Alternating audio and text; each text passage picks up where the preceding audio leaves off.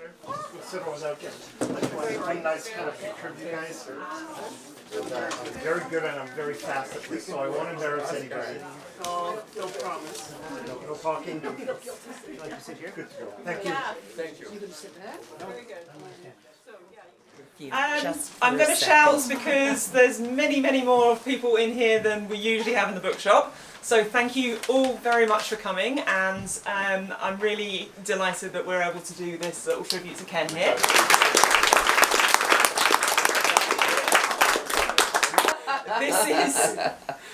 This is the 32nd annual Cathedral Arts Festival, and I've been very lucky to be involved with probably 10 of them now, but I know there's a few people in the crowd who have been in since the very beginning. Marilyn is a previous chair for many years, and we have Deb in the audience who was our office genius for a mighty long time as well. So round of applause for everyone who's at the festival. Also, welcome to my little bookshop. Every time we do an event like this, I realise how little it is. So thank you for bearing with me, and I'm sorry about the heat. I'm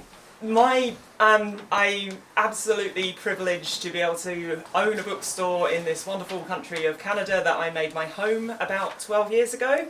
And that is, of course, on Treaty 4 territory, which is the traditional homeland of the Assiniboia and the Métis homeland, among others. We also have a great many sponsors of the Arts Festival.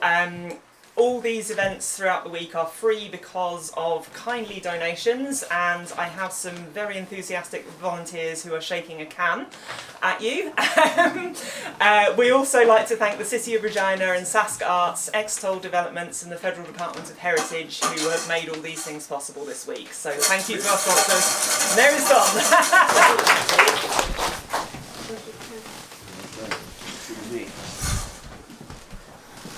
All right. Wow, you're coming in, eh? I are. You are the man. I got a little bit here written, Ken, but most of it's going to be, don't worry, Okay. ethical cowboy poetry. But anyway, I just wanted to say a few words about this. Our friend Ken has earned many honors over his academic and artistic careers, but I think it's most fitting that he be honored and his foresight recognized at this event, which he inspired and launched back when. You could say Ken's inspiration inspired this festival, just as Ken personally has inspired many of his students, protégés, and fellow performers and writers. Through that inspiration, he certainly brought about an abundance of interest in cowboy poetry and the legend of Tonka Iatonka, Sitting Bull, and Major James Walsh, Wapaha. That's where, when, and why Ken's and my orbits intersected. I guess we knew each other to say hi before that, but when he chose me to play Walsh in the medicine line was when we truly got to know each other. Robert Duvall said he never got to play Hamlet, but he got to play Gus McCrae in Lonesome Dove. Well, thanks to Ken, I can say I've done Duvall one better because I got to play Jim Walsh, a real guy, the Galahad of the West, and one of my greatest idols since I was a boy, which was a while ago. It's very good. I'm sure most of us here and plenty of other artists scattered far and wide could tell similar stories of how working with Ken or just performing his work has been particularly meaningful to them during their careers. I can only think of one more thing to do to thank Ken and to show my appreciation for his inspiration and brilliance, and that's to do a cowboy poem. So this one's for you, Ken, and it's not quite as billed as on the website. It's not a poem I wrote for this occasion, but it's a poem that grew out of, I was telling Ken the adventure that this poem will tell us about. And he said, sounds like a cowboy poem to me, Pard. So I consequently wrote it. We did. It's called The Gate. It was a fine spring day. Pet's hooves kicked up the dew. A kind of northern range day that are sadly all too few. That's good. I was riding through the pasture to my neighbors, checking fence, and Pet was watching the young calves with her innate old cow sense. John Bull by the gate I saw. He was big for an Angus bull, bunched up like a shorthorn. He always sired nice calves that we never needed to pull. I respected him, like any bull, though he'd always been calm and quiet. But Grandpa H.J. always told me, you watch them, son, any bull can cause a riot. I thought I'd ride through that gate, to my neighbor Harold's for coffee. John was Harold's bull. I dismounted to open the gate, and damn, John Bull watched me. That's a good word. It is.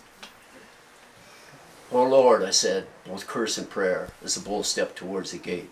He'd cornered me then. I was trapped for sure. Was this now to be my fate? Good. He was too close by a step. Pet was 2-3 steps away. If I jumped, would she bolt? The stirrup was too far anyway.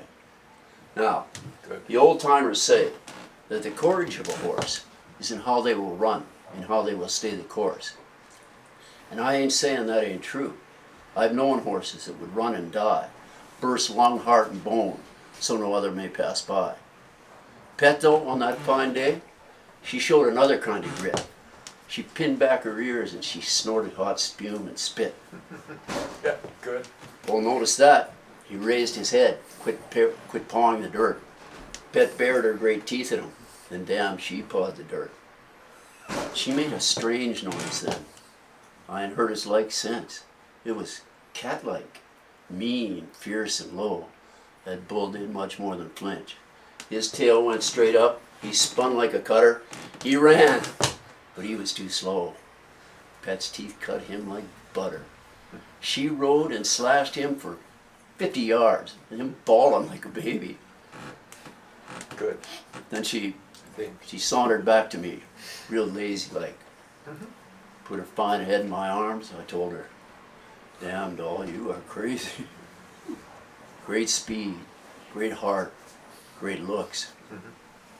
Pet, she was a beauty, all right. Her hide shone like burnished bronze. Her soul, her eye, shone like first light. I have had many a horse since then, and I've known many, with many grand traits.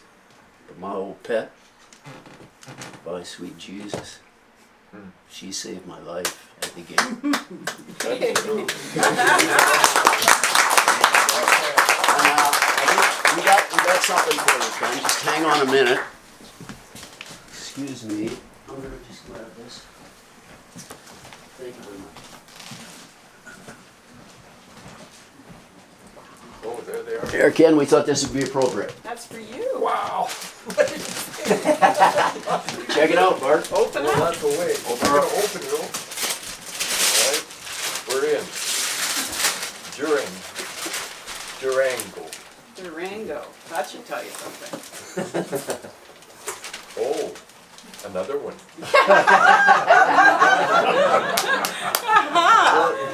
That's for you. That's for me. Yes, sir. Oh, Here. what am I bad with, ready? Yeah. All right. There we go. There we go. You notice that this has got what we call a stampede string. Yeah. So if you are chasing any horses or cattle, your hat's not going to blow off. So Go on. Congratulations. You're a great man. You're no slouch yourself. Okay. I like it. I like you all. I have a word, just a word to say. Ken's had a lot of ideas in his life, as you can imagine. This is the best, Yes, it is. you know? For us. And you all have to be thankful that he's not a dreamer, he's a doer, you know? Yep. Yeah, he just gets in there, gets down and dirty, gets stuff done. We gotta do it. You gotta do it. Punch it around. Yeah. Anyway, and thank you so much for hosting this, You're very and good. All of you. Dawn for thinking of it, and George for your poem, and Annabel, thank you so much. I'd like to say also that I'm really glad that the festival has kept the core mission of this, you know, that Ken had when he first started it. The idea was to showcase the creativity and the energy of this community, but also its generosity.